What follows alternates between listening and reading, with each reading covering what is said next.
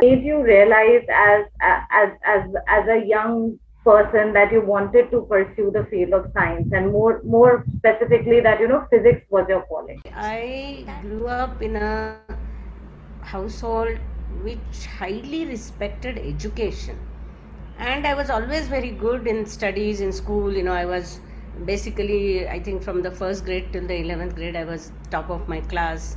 In BSc also, at the end of the day, I was the first in the university. So what was in MSc. So in that sense, a scholastic career that is for me was somewhat a foregone conclusion. And the family respected education to very, very high extent. So much so that my own mother, when she was married, she had only one degree. She didn't even have one degree. And after the three of us were born, she did a bachelor's in staying at home, external. She did her masters, and when I was in her BSc, my BSc, she went to college to get a degree in education because she was a great educator, and my school wanted to employ her. So what I'm trying to say is that there was always this enormous educational atmosphere, Right. but none of my parents or anybody among the distant family was doing science. So, see, your question is science. And the point is that I was brought up in an atmosphere where we discussed literature, music, science, economics, politics in the house all the time. Mother was a linguist, my father was an economist. But science essentially came through two parts. One was that in my school, which was a girls' school, by the way, I studied in a girls' school. So we were not taught science till the seventh grade. We were taught home science. But then there was a state exam, and nobody in my school, the no girl was getting it before that in the seventh grade. And this we are talking of 50 years ago, 1961, 62, something of that variety. And then I couldn't they couldn't get it because there was one paper in science in that exam. So I went to my teachers and I said, no, I really want to work for this exam. And my teachers actually took the time off. They would work in the evenings with me on the Saturday, Sunday. But then one of my teachers, math teachers, said that why don't you come home, because my husband is a science teacher and he will give you some teaching training in think about doing math, physics came a bit later, because I got something called National Science Talent Scholarship, which had started I think in 1965 by it was it was an earlier avatar of what now is KVPY, Kashore Vaigyanik Protsahan Yojana. So at that time it was called National Science Talent Search, and they used to have an examination every year, and they would select about 250 to 300 students all over India. And I was selected among one of them, and then as a result of that they would have summer schools. And then I think it was in these summer schools that I got you know Interested in. understood what I want to do. That clearly, slowly, I started to learn from other students from other parts of the country, because that is very important. I mean, now we take all these summer programs.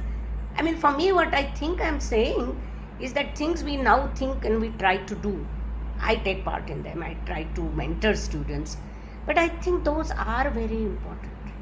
Exactly.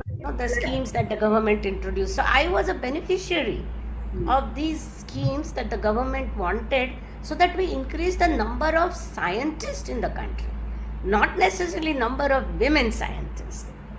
This had nothing to do with women. This did Yeah. not focus on girls. And then also, I think the final inspiration for doing what I did all my life, which is theoretical particle physics, a pretty esoteric, pretty advanced area of work, that was simply due to the some excellent teachers in Indian Institute of Technology in Powai, where I did my masters after doing my bachelor's in Pune.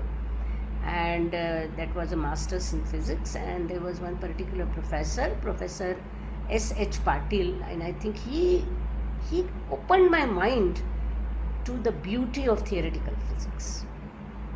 And that's it. So I think, So, ma'am, what I'm also hearing is, of course, that as a young child, it's very important that parents, teachers play that role, wherein they're fueling those conversations with young minds, and of course, nothing to do with the gender bit of things, but in general, like just treating children as children and fueling their imagination, giving them absolutely. exposure to different kinds of things. And then let them started your journey back in like the 50s and the 60s, when there were not a of course India even today lacks scientists, but back then I'm sure that the paucity would be way more.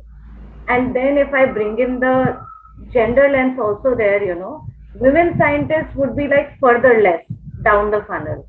So did you face any challenges because of like in your chosen field as a scientist, and then later on maybe because of your gender as well, and how Scientists. did you counter those There are challenges? always hurdles. Okay, I mean, I think the path in science, for some who are lucky, it's and some who are very very gifted. Perhaps the path in science is usually for most of the people there are obstacles. Some obstacles may be gender dependent. Some obstacles may not be gender dependent. That's the, I mean, PhD, once till you do your masters, till you do coursework, uh, I think there is nothing special whether you are doing a coursework in science or commerce or whatever. But I think the real thing comes when you start getting thinking about research. That is when it gets into. So, and since you are, so to begin with, I think I did not have a concept of what does it mean to be a scientist. So if you ask me what was really one of the shortcomings which I now see was the absence of information, of role models in science. But when I was than very that, young, I think, as I told you, all these schemes and IITs, I went to best of the schools, I went to best of the colleges. So there was no hurdle in that sense in learning science at all. When I went to the US also, I didn't think this was anything difficult. So far I have never, as I told you, through my life, I was extremely successful in everything I did, academic. But even in PhD, there were hurdles, but nothing more than what a normal student would have. The problem you take doesn't work out.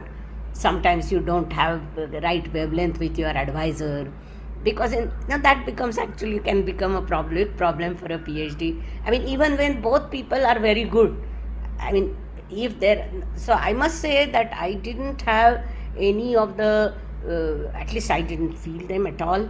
Any of the problems, many of the problems that some young students sometimes talk about now, and which I notice, is the bullying or the, and sometimes there the gender plays a very significant role actually, where you feel a certain uncomfortableness, you are made to feel. Luckily i I had no such issues, neither in my MSc studies, in my class in IIT Bombay, not among my teachers. Maybe some of the teachers didn't think that the girls can be very good, so we were considered as, half players on the team. But I think that was their problem. That was my classmates and most of my teachers respected us, and they were gender neutral actually. Instead of saying respect, they were gender neutral, and which is, given the fact that this was IIT, I think this was quite special, because at that time in IIT they were. So I'm telling you that early part of my education, I think I didn't even ever feel that there is something special that I am doing as a girl. I was doing something special as a student. I was being a good student. I was doing good things. So, first part I would say I did not, till I finished my PhD, I don't think I would say that I faced any significant challenges, except, as I said, during my PhD, there were these challenges about the choice of the PhD subject topic and the particular problem, the problem not working out or not being significant enough. That happened. But I would say now when I look back, the real point where I think I got a different treatment than what I would have got because I was a woman is when I decided right after my PhD, I decided to come back to India. 5 years out of India, and I was always, at least I was brought up in an idealistic atmosphere. So I wanted to come home because I wanted to sort of contribute something in India, socially relevant work. So I wanted to come back. Now what I'm saying is that why am I giving you all this? That I decided to come back after my PhD, even if I had an offer of a postdoctoral position in Europe. It was a good postdoctoral position. And I said, I want to have one offer from India. I want to go back to India. Now, if I know what I know about a life in science, I would tell my own students, first do the postdoc and then go back. Because in science, a career in science, a postdoctoral experience right after your PhD is very important, because when you are doing a PhD, you are working on your advisor's idea. During the postdoctoral period, you start creating your ideas. And in science, the most important thing is what ideas you create, how do you decide what issues you want to investigate. And at that time, I don't think nobody said to me that don't go back, this is not a good thing to do. So that is, I think, the first, I would say, impact on advice and mentoring I got which was, I think, affected by my gender. This is my own thinking. Okay. Or even when I went to do PhD abroad, one of my very favorite teachers had said to me, why do you want to go abroad? We will find you an advisor here. You can do a PhD here. And I didn't listen to him. I went. And a male student, 1 year after me, who had got the same kind of grades and same kind of first position, etc., to him, the same person said, why do you want to do PhD in India? Go abroad. He stayed in India. And I think these are the small things that I notice now. But I must say that these were no challenges. But the challenges really came in the period after my PhD, after I came back to India, and then during the postdoctoral times, when I don't know whether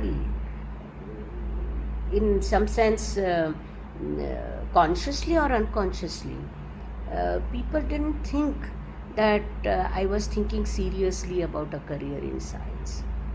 And I think the mentoring, the advice I got at that time, it's only now when I look back, I think was somewhere colored by my gender. Like one of the persons who is no more, he told me, oh, your best bet is to go and teach in a women's college in a Mofussil area. This is when I have had this brilliant academic career. I have done a PhD in the US. I have done good research in my 3 years. I have written my 5 papers, in good, very, very highly profiled journals. So clearly, maybe I was not good enough to do research in his opinion. I can grant him that, because doing research and having a good academic career are two different things. But that I was fit to teach in a women's college in a Mofussil area, this is like, taking me down so many pegs. Right. And if I had taken this seriously and I had said that maybe he knows better, I wouldn't be here talking to you now. India would have lost a great scientist, I would say, had you taken it to heart. But the point is that these are the kind of where the challenges is becoming apparent to me only now. At that time, it was, you are a young person, and this is true for any scientist, whether you are a male or a female, that when you are just trying to enter the field, you are thoroughly not, you are unsure, because you have just come from doing a PhD with your advisor who has told you, he or she, look at this problem. You have learned how to solve a problem, but you have not learned how to find your problem. And then you say, maybe I'm not good enough. So you're fighting with your own insecurities. And that, I think, in my opinion, is the most difficult time in a scientist's life, and which is what I also felt. So those early times when I had to kind of say that I want to do research, but there were these conditions which were not completely conducive, Advice to people, was to actually young a scientists to navigate these tricky waters, I would say, so that no, they it's a very good question. It's an extremely good question. And I would say that, frankly, and this is, I mean, this I say not just for young scientists who are navigating rough waters.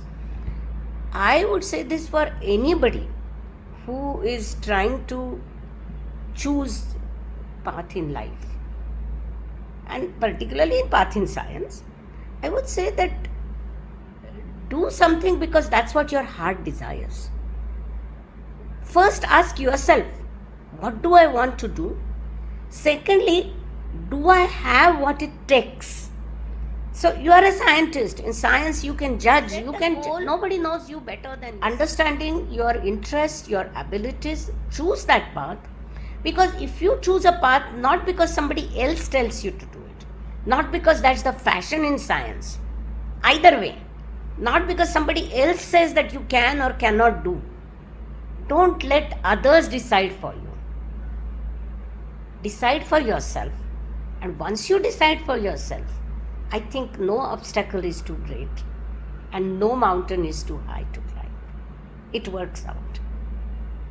That's actually a very important advice, ma'am.